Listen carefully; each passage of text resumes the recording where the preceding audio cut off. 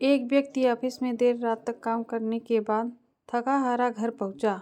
दरवाज़ा खोलते ही उसने देखा कि उसका 5 वर्षीय बेटा सोने की बजाय उसका इंतजार कर रहा है। अंदर घुसते ही बेटे ने पूछा, पापा, क्या मैं आपसे एक क्वेश्चन पूछ सकता हूँ? हाँ हाँ पूछो, क्या पूछना है? पिता ने कहा। बेटा, पापा आप 1 घंटे में कितना कमा लेते हैं? इससे तुम्हारा क्या लेना देना? तुम ऐसे बेकार के सवाल क्यों कर रहे हो? पिता ने झुलझुलाते हुए उत्तर दिया। बेटा, मैं बस यूँ जानना चाहता हूँ, प्लीज़ बताइए कि आप 1 घंटे में कितना कमाते हैं? पिता ने गुस्से से उसकी तरफ देखते हुए कहा, 100 रुपये। अच्छा, बेटे ने मासूमियत से सर झुकाते हुए कहा, पापा क्या आप मुझे 50 रुपये उधार दे सकते हैं? इतना सुनते ही वह व्यक्ति आग बबूला हो उठा।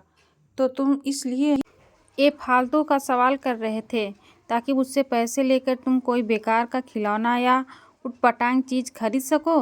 चुपचाप अपने कमरे में जाओ और सो जाओ। सोचो तुम कितने सेल्फिश हो। मैं दिन रात मेहनत करके पैसे कमाता हूँ और तुम उसे बेकार की चीज़ों में बर्बाद करना चाहते हो। यह सुन बेटे की आंखों में आंसू आ गए और वह अपने कमरे में चला गया।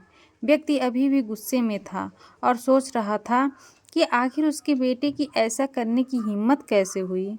पर 1 आध घंटे बीतने के बाद वह थोड़ा शांत हुआ और सोचने लगा कि हो सकता है कि उसके बेटे के सच में किसी ज़रूरी काम के लिए पैसे मांगे हों, क्योंकि आज से पहले उसने कभी इस तरह से पैसे नहीं मांगे थे। फिर वह उठकर बेटे के कमरे में गया और बोला, क्या तुम सो रहे हो? नहीं, जवाब आया। मैं सोच रहा था कि शायद मैंने बेकार में ही तुम्हें डांट दिया।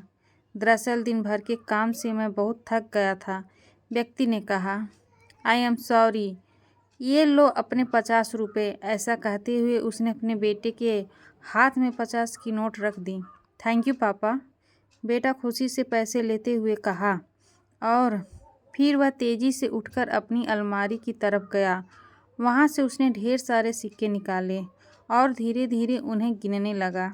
यह देख व्यक्ति फिर से क्रोधित होने लगा।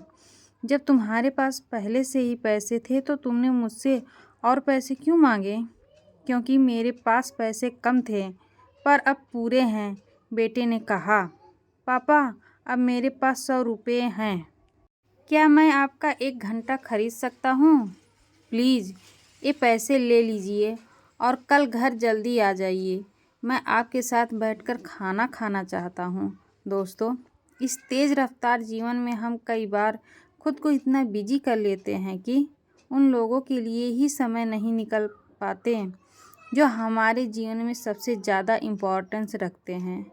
इसीलिए हमें ध्यान रखना होगा कि इस आपाधापी में भी हम अपने माँ बाप, जीवन साथी, बच्चों और अभिन्न मित्रों के लिए समय निकालें, वरना एक दिन हमें भी एहसास होगा कि हमने छोटी मोटी चीज़ें पाने के लिए कुछ बहुत बड़ा खो दिया।